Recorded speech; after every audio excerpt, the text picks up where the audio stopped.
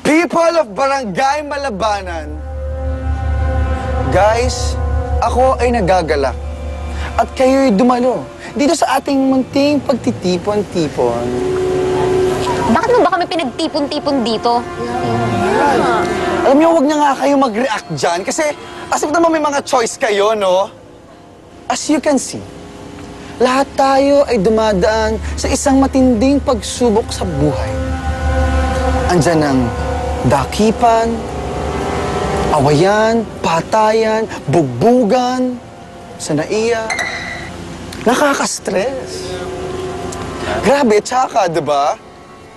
Kaya may naisip ako na mag-offer sa inyo ng isang proposal.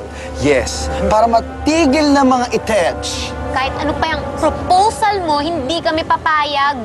Tumahimik ka nga dyan, hindi pa tapos yung speech ko eh. Okay, binibigyan ko kayo ng 12 hours para kusang sumuko. Para matapos na yung issues, diba? Hindi kami susuko. Diba? Isa pang salita. Sige, sino magsasalita? Sasabunutan ko talaga. Lalo ka na, ha? Bibig ko sa kita. Oh, where was I? Oh, yeah.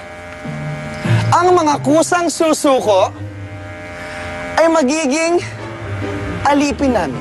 Yes, kayo ay maninilbihan sa amin.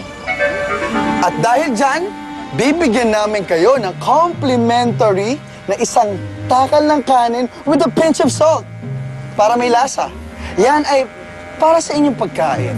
At kayo may energy habang pina-force labor namin kayo. Meron din kayo na maximum of tumataginting na 30 minutes of rest para, alam niyo na, konting beauty rest, you know, idlip-idlip din. Hindi mo kami mapipilit. Bakla ka ng taon. Ano?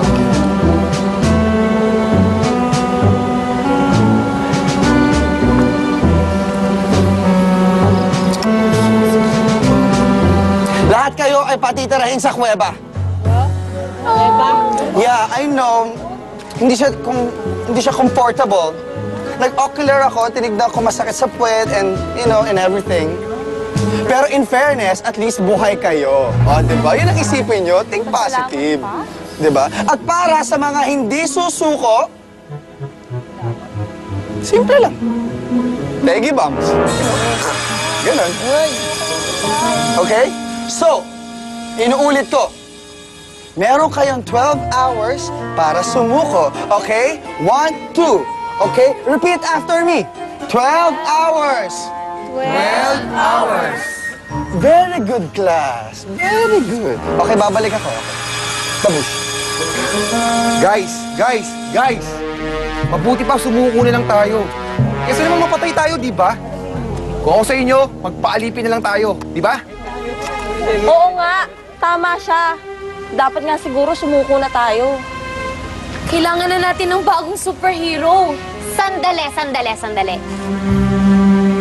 Ano ba itong mga naririnig ko sa inyo? Mga Pilipino ba kayo?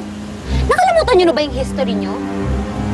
Lahat ng sumakop sa atin, kinalaban natin. Wala tayong inurungan. Mga Kastila, mga Hapon, mga Amerikano. Ngayon pa ba tayo susuko? Ha? Teka. Hindi na uso yan eh. Kung yung mga yan ang mga kalaban natin, mabuti pang sumuko na lang tayo. Eh, hindi mga tao yan eh. Oo nga, wala tayong laban dyan eh. Masyadong hardy ka mga armas nila. Buti sana kung nandito si Kapitan Osam, di mas may laban pa tayo. Diba?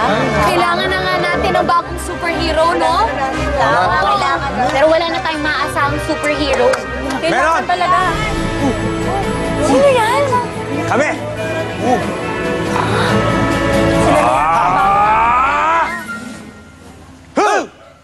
Boom, chalak-kalak-kalak. Boom, chalak-kalak-kalak. Boom, chalak-kalak-kalak. Boom!